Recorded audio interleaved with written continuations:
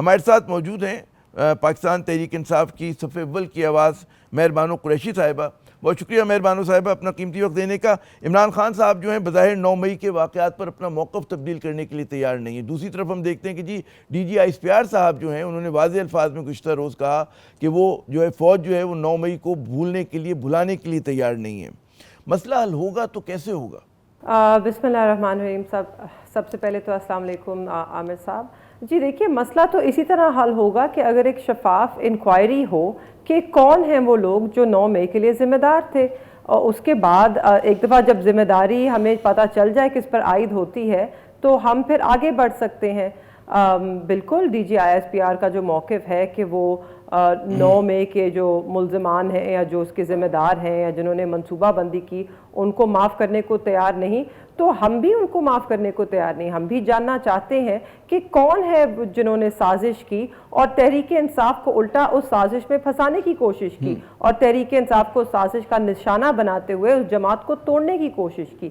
آج جیسے آپ کو معلوم ہوگا خان صاحب نے اڈیالہ میں بھی یہ بات کی وہاں پر جتنے لوگ موجود تھے ان سے، اور کہا کہ لائیے وہ سی سی ٹی وی فوٹیج اور وہ سامنے رکھیے سی سی ٹی وی فوٹیج تاکہ ہمیں بھی پتہ چلے کہ کون اس میں ملوث تھا. کیونکہ وہ جانتے ہیں، جیسے وہ سائفر کیس میں بھی کہا کرتے تھے کہ سائفر کو لے کر آئیں منظر عام پہ تاکہ عوام کو پتہ چلے کہ حقیقت کیا ہے. جب حقیقت پتہ چلے گی، جب یہ ہمیں معلوم ہوگا کہ کون ذمہ دار ہے، تو اس کے مطابق ہی معافی مانگی جائے گی یا منگوائی جائے گی. جو گناہ ہم نے کیا نہیں ہم اس کی کیسے معافی مانگیں، بلکہ معافی ہمارے لوگوں سے مانگی جانی چاہیے جن کو بے گناہ بے قصور 1 سال سے زیادہ ہو گیا وہ پابند سلاسل ہیں، ان کے گھروں کی چادر 4 دیواری پامال کی گئی. بہت سے ایسے لوگ ہیں جو معذور ہو گئے، بہت سے ایسے لوگ ہیں جو اپنی جان کھو بیٹھے، ہمارے کارکنان ہیں جن کے گھروں کے چولہے بند ہو گئے. ان پہ اتنی مشکلات ہیں، ان کے خاندانوں پہ، ان کے گھر والوں پہ. کوئی سکول کی فیس نہیں بھر پا رہا، کوئی گھر کا چولہا نہیں جلا پا رہا، سب کی زندگیاں برباد ہو گئی. میں یہ کہہ رہا تھا کہ آپ کا موقف جو ہے بالکل ازالہ کون کرے گا. میں یہ کہہ رہا ہوں کہ آپ کا موقف سراخوں پہ، لیکن فوٹیج دیکھی گئی یا دکھائی گئی کہ جناب جس میں کئی جو ہیں پی ٹی آئی اس کے جو قریبی لوگ ہیں وہ ان فوٹیجز میں نظر آئے ہیں. تو بالکل ایبسلوٹلی تو اس کو آپ لوگ کیسے رد کر سکتے ہیں کہ جی صرف سازش ہوئی ہے اور اس کا کوئی تعلق نہیں ہے؟ جی بالکل ضیاء صاحب، ایک سیکنڈ. بالکل نہیں جی، بالکل تعلق نہیں ہے. بالکل نظر آئے اور اگر آپ ان کی آڈیو کھول کر دیکھیں تو ہمارے جتنے بھی لوگ وہاں کھڑے ہیں وہ لوگوں کو منع کر رہے ہیں. ہمارے جتنے رہنما کھڑے ہیں، ڈاکٹر یاسمین راشد جن 15 ماہ سے جو جیل میں بند ہیں، جن کی صحت خراب ہونے کے باوجود بھی انہیں ہسپتال تک نہیں لے کے جایا جاتا، جنہوں نے اس ملک کے لیے بڑی خدمات سر انجام دی ہیں، وہ آج تک بے گناہ، ان کو بیل تک نہیں دی جا رہی. ان کی آڈیوز آپ دیکھیں، ان کی ویڈیوز آپ دیکھیں، وہ کہہ رہی ہیں ہم نے اندر نہیں جانا، یہ ہماری اپنی، یہ ریاست کی عمارتیں ہیں، یہ ہماری اپنی ہیں، ہم سب پاکستانی ہیں، آپ نے اندر نہیں جانا. اچھا یہ بتائیے کہ پھر مسئلہ آپ کے خیال میں حل ہوگا؟ مسئلہ حل ہوگا تو کیسے ہوگا؟ اشتعال دیا ہم بھی جاننا چاہتے ہیں. جی میں یہ کہہ رہا تھا کہ مسئلہ حل ہوگا تو کیسے ہوگا؟ کیا پارٹی کے اندر آپ کے یہاں کوئی اندر آپ کی پارٹی میں ڈسکشن ہوتا ہے کہ جی حکمت عملی پہ نظر ثانی کی ضرورت ہے، جو ڈیڈ لاک آپ کا اسٹیبلشمنٹ کے ساتھ آیا ہوا ہے اس کو توڑنے کے لیے کوئی نیا راستہ نکالنے کی ضرورت ہے؟ اس پہ بات ہوتی ہے آپ کے اندر کے سرکلز کے اندر؟ جی ضیاء صاحب دیکھیے، ہمارا موقف بڑا کلیئر ہے، پہلے دن سے ہے. ہم چاہ رہے ہیں آپ ایک جوڈیشل کمیشن بنا دیجئے، سپریم کورٹ کے نیچے بنا دیجئے، جو انکوائری تو کرے، یہ پتہ تو کرے کہ کون ذمہ دار ہے. کیونکہ سال سے زیادہ ہو گیا، آپ ابھی بھی پاکستان تحریک انصاف کے کسی بندے پر یہ ثابت نہیں کر پائے جرم. آج بھی آئیوز آتے ہیں اگر کیس میں تو وہ کہتے ہیں ہماری انکوائری ابھی بھی چل رہی ہے. آئی جی پنجاب کا میں نے سنا ہے وہ کہہ رہے ہیں کہ ہمارے پاس ساری سی سی ٹی وی فوٹیج موجود ہے، تو لائیے، پھر منظر عام پر لے کر آئیے، عدالت میں پیش کیجئے. ہمارے لوگوں کو بے گناہ پابند سلاسل رکھنے کا کوئی منطق نہیں ہے.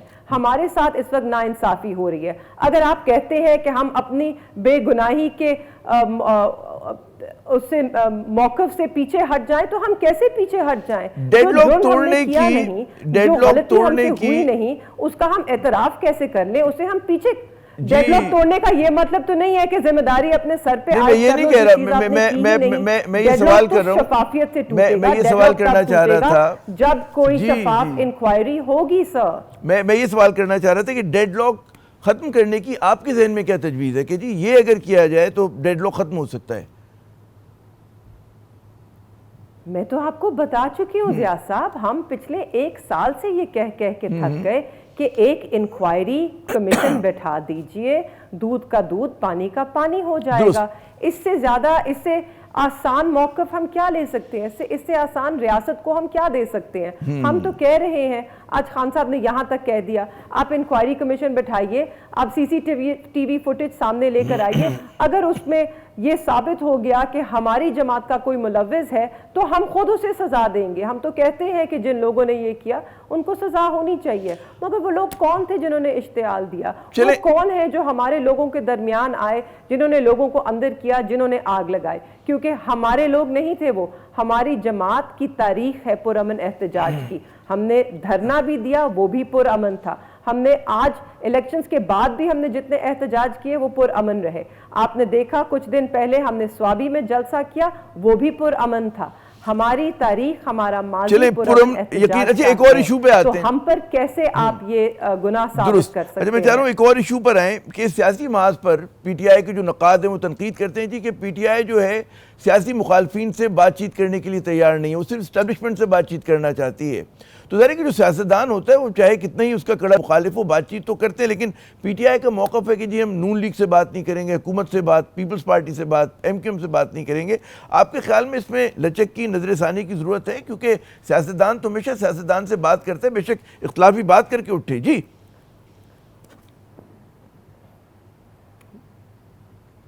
बिल्कुल बिल्कुल, सियासतदान से बात करता है, मगर जब दूसरा सियासतदान जो है वो जमहूरियत का ही गला घोंटने पर आ जाए और वो जालसाजी और फरेब के बिना पर हुकूमत ले ले, उससे क्या बात होगी? जो ये तस्लीम करने को तैयार नहीं कि फॉर्म 45 असली फॉर्म्स हैं और वो जालसाजी के तहत आए हैं, उनसे क्या बात हो? तहरीक इंसाफ का सवाल है, हम बाकी हर जमात से बात कर रहे हैं। हमारा पूरा एक अलायंस है तहरीक तहफ़्फ़ुज़ आईन पाकिस्तान का, उस नाम से हम उन सारी सियासी जमातों से गुफ्तगू कर रहे हैं। आज जमात इस्लामी ने जो धरना दिया हुआ है महंगाई पर, उन्होंने कहा है कि वो पूरे पाकिस्तान में एहतजाज करेंगे, मार्च करेंगे, हम उसकी हिमायत करते हैं।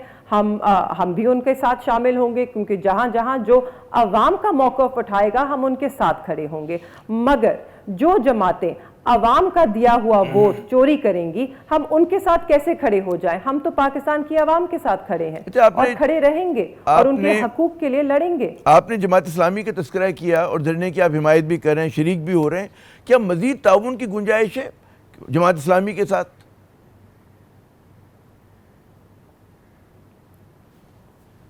जी, इस पे नज़रसानी ज़रूर हो सकती है। हमारी जो क़यादत है, जो लीडरशिप है, वो ज़रूर इस पे नज़रसानी करेगी।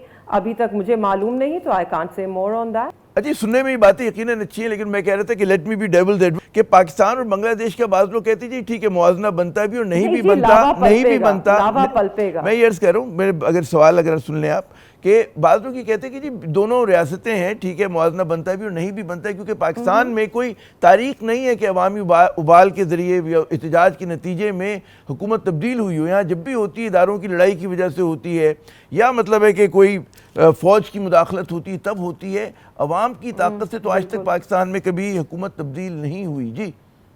जी, हमारी तारीख में हमने ऐसा इलेक्शन भी कभी नहीं देखा जहाँ पे फॉर्म 45 पे आपके एजेंट्स कुछ रिजल्ट लेकर आए और फॉर्म 47 पे कुछ और लिखा जाए।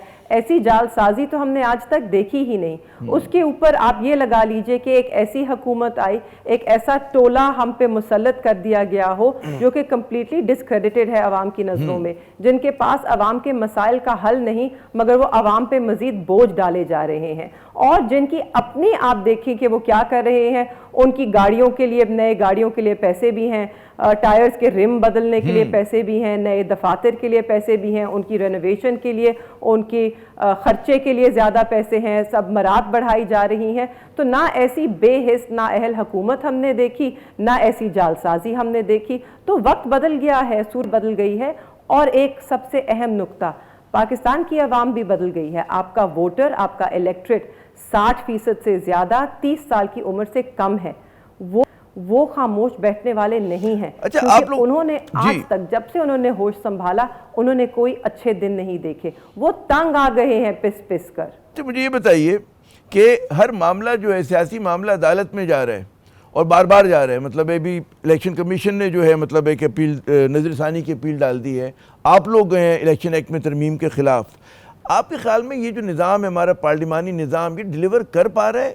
یہ مطلب ہے جس طرح سے لوگوں کو آپ جیسے آپ خود فرما رہی ہیں کہ مایوس کر رہا ہے، اور بقول آپ کے کہ جی مبینہ طور پہ چلنے نہیں دیا جا رہا جمہوریت کو، تو اس میں یہ جو 73 کا آئین ہے، جو پارلیمانی نظام ہے، آپ کے خیال میں ڈیلیور کر پا رہے ہیں یا خود ایک مشکل کی وجہ بن گیا اس ملک کے لیے کہ جو اس کا اسٹرکچر ہے وہ الاؤ نہیں کرتا ہے یہاں پر اس طرح کی جمہوریت جو پارلیمانی جو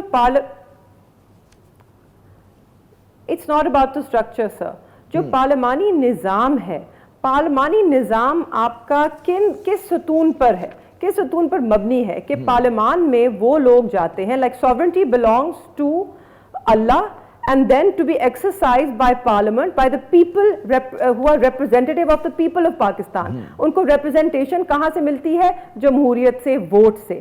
مگر جب پارلیمان میں آپ گھس بیٹھیے بٹھا دیں گے، آپ ایسے لوگ بٹھا دیں گے کہ جن کو عوام کا ووٹ ہی جنہوں نے حاصل نہیں کیا، تو پارلیمانی نظام کیسے چل سکتا ہے؟ کیسے چل اس نظام سکتا کو ہے؟ تو آپ نے 8 فروری کی رات اور 9 فروری کی صبح کو خود اپنے ہاتھوں سے توڑ دیا۔ بہت بہت شکریہ مہربانو قریشی صاحبہ، آپ نے اپنا قیمتی وقت دیا۔